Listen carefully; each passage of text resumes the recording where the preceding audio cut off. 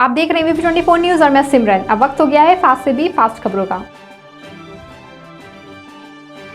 किसान आंदोलन में मल्टी लेवल एजेंसी की जांच जारी, 5 देशों से मांगी जानकारी। भाजपा ने राज्यसभा सदस्यों को 8 से 12 फरवरी के बीच सदन में उपस्थित रहने के लिए 3 लाइन का व्हिप जारी किया। इसका मकसद सदन में सरकार के पक्ष को मजबूती से रखना है। कृषि मंत्री नरेंद्र तोमर ने विपक्ष पर निशाना साधते हुए कहा है कि माना कि आपने मनरेगा शुरू की है, लेकिन आपके समय में इतने गड्ढे ही खोदे जाते थे, हमने इसे परिमार्जनिक करने का काम किया है।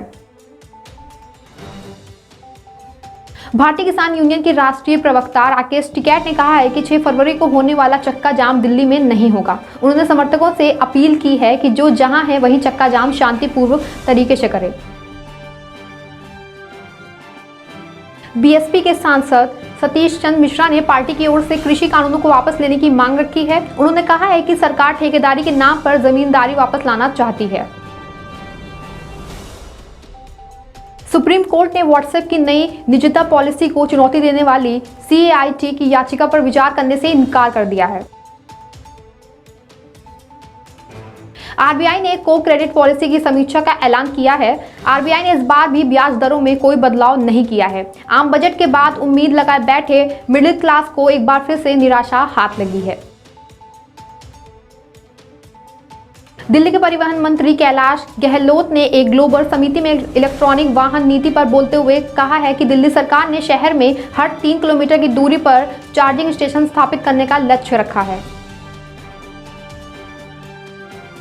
Stand up comedian Munawar Faruqui को सुप्रीम कोर्ट ने अंतरिम जमानत दे दी है। याचिकाकर्ताओं ने आरोप लगाया है कि आरोपी को नियम के मुताबिक गिरफ्तार नहीं किया।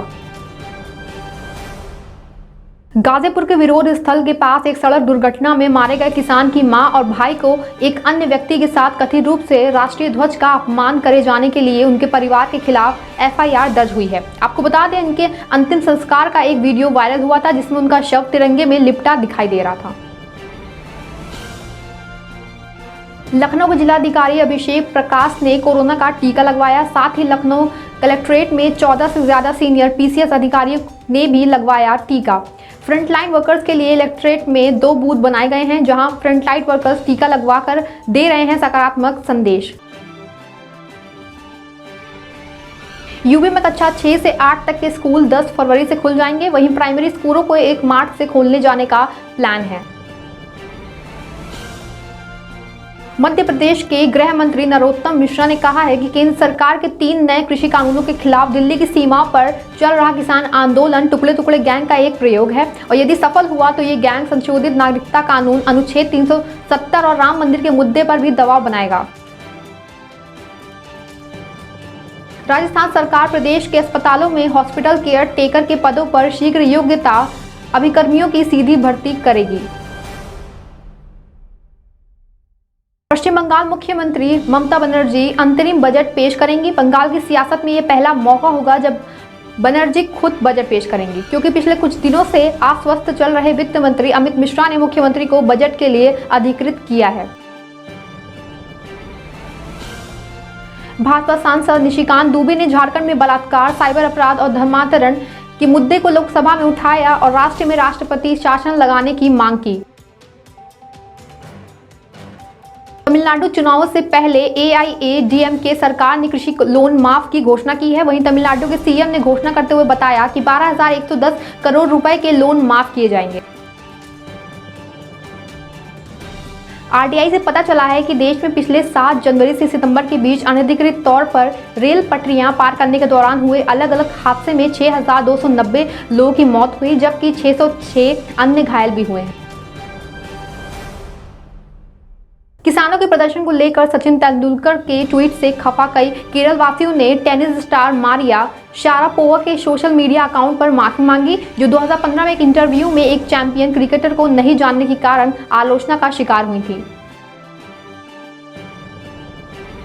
भारत के खिलाफ सीरीज के पहले मैच में उतरे इंग्लैंड के कप्तान जो रूट का ये 100वां टेस्ट मैच है। इस मौके पर रूट के साथी बेन स्टोक्स ने उन्हें विशेष कैंप दी। जम्मू कश्मीर में 4G मोबाइल इंटरनेट पर जारी बैन अब खत्म होने जा रहा है। अगले हफ्ते से 4G सेवा बहाल कर दी जाएगी। छात्रों की पढ़ाई के मद्देनजर भारत सरकार ये फैसला लेने जा रही है। व्हाट्सएप में आया नया फीचर जिसमें हम लोग UPI पेमेंट भी कर सकते हैं। नया अपडेट काफी यूजफुल बताया जा रहा है।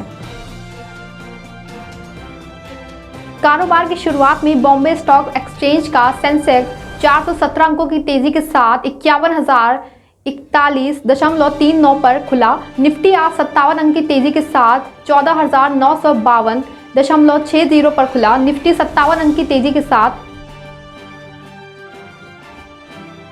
पाकिस्तान पर एक और सर्जिकल स्ट्राइक को अंजाम दिया गया है। इस बार ईरान ने पाकिस्तान के अंदर घुसकर आतंकियों को मारा और अपने 2 सैनिकों को मुक्त करा लिया है। इसके साथ ही ईरान तीसरा देश बन गया है जिसने पाकिस्तान में घुसकर आतंकवादियों को मारा है। अमेरिका के राष्ट्रपति जो बाइडेन ने कहा कि चीन द्वारा पेश की जाने वाली चुनौतियों का अमेरिका सीधे तौर पर सामना करेगा, लेकिन साथ ही देश हित में बीजिंग के साथ मिलकर काम करने से भी नहीं कतराएगा।